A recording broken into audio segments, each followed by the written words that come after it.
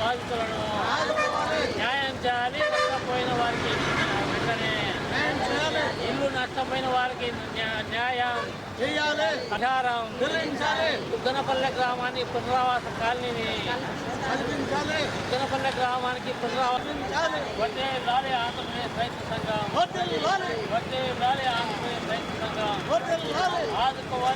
ఆదుకోవాలి ధార్మిక భూ బాధితులను ఆదుకోవాలి ధార్మిక భూ బాధితులను ఆదుకోవాలి తక్షణం నష్ట పరిహారం ఇల్లు నష్టపోయిన వారికి నష్ట పరిహారం తక్షణం నష్ట పరిహారం ఆంధ్రప్రదేశ్ రైతు సంఘం ఆంధ్రప్రదేశ్ రైతు సంఘం వడ్డే దుగ్గనపల్లె గ్రామాన్ని తక్షణం పునరావాస కాలనీని ఏర్పాటు చేయాలి. దుగ్గనపల్లె గ్రామానికి పునరావాస కాలనీని ఏర్పాటు.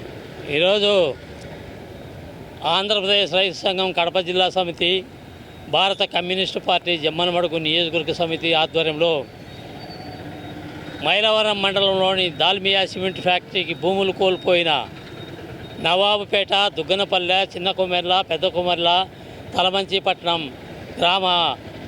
గ్రామస్తులకు సంబంధించి వారు పడే బాధలకు సంబంధించి ఆ బాధల నుండి విముక్తి కావాలని చెప్పేసి కలెక్టర్ గారి దగ్గరికి రావడం జరిగింది.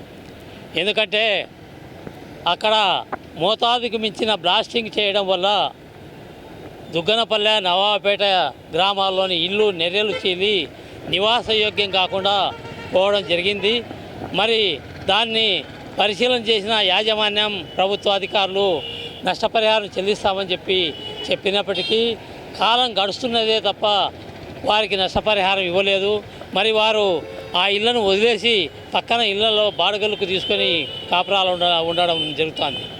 నిన్న మోంతా తుఫాను వచ్చిన నేపథ్యంలో వంక 35,000 క్యూసెక్కులు పారే వంకకు అడ్డుగా కాంపౌండ్ వాళ్ళు అవి కట్టడం వల్ల ఆ వంక దిశ మార్చుకొని పూర్తిగా రైతుల పొలాల్లో ముంచెత్తింది. మరి దానివల్ల నష్టపోవడం, రైతాంగం పూర్తిగా నష్టపోవడం జరిగింది.